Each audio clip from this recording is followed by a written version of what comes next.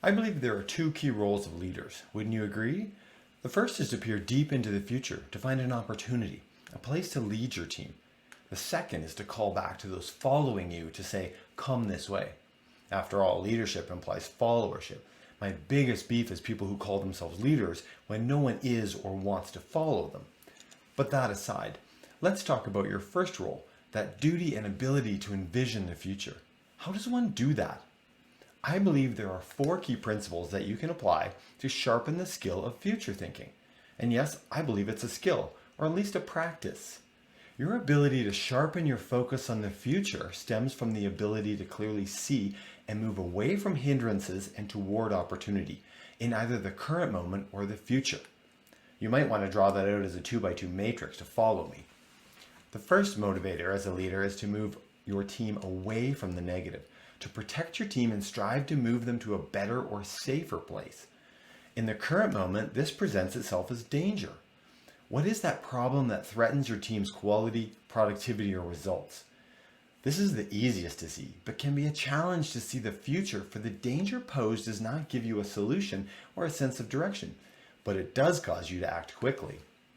This puts the leader on their heels, reacting and making quick decisions with incomplete information. It's not ideal, but it happens, often. You're best to get wise advice and perspective and make the best decision you can. Staying with the negative, the second motivator is less urgent. It's a growing dissatisfaction with the status quo. I believe this is a natural and healthy thing for a leader. In fact, all real leaders I work with have an inner ache for something better, a better way that brings better results. This leads to long-term thinking. There is a time to examine what isn't working and why, and fashion a plan to take the team to a better place, free of the restrictions and barriers that exist today. Becoming complacent and accepting the status quo will threaten your team's energy, creativity, and ultimately their engagement. The status quo is an insidious enemy. Remember, the only constant is change. So don't be lulled by the sirens of comfort to think that everything is and will always be okay. Develop your healthy sense of dissatisfaction for the status quo. Now we turn our attention to the positive, to seeking out new opportunities. Hear the voice in your mind of James T. Kirk that he spoke to you as a kid every Saturday morning in your flannel pajamas, eating your Cheerios in front of the TV. These are the voyages of the Starship Enterprise. Its 5-year mission: to explore strange new worlds, to seek out new life and new civilizations, to boldly go where no man has gone before.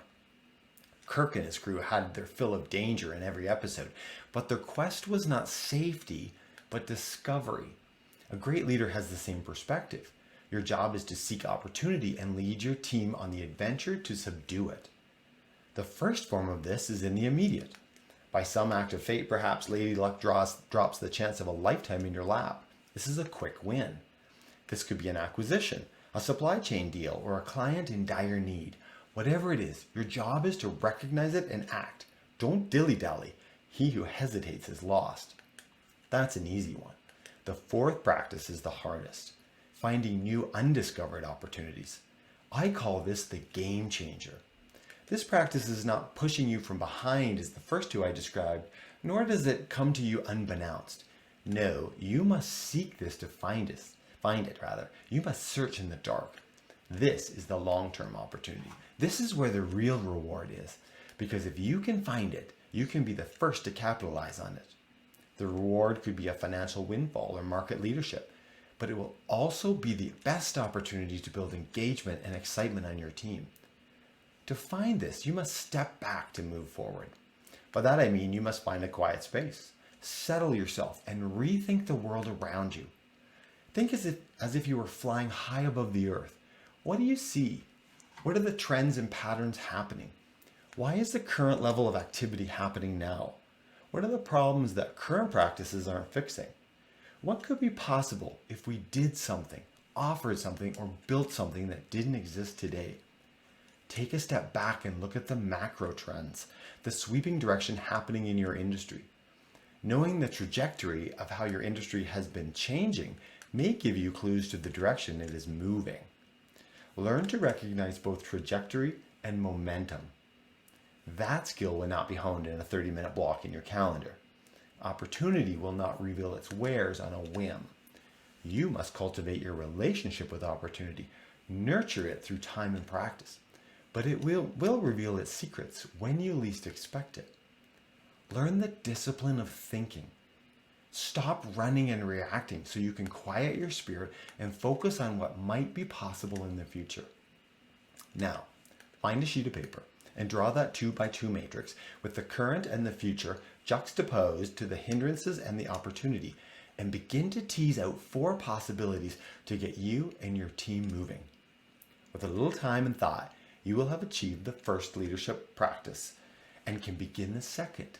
With a voice of enthusiasm and anticipation, you can call back to your team, "Come this way." Think about it. I'm Mark Frizzell.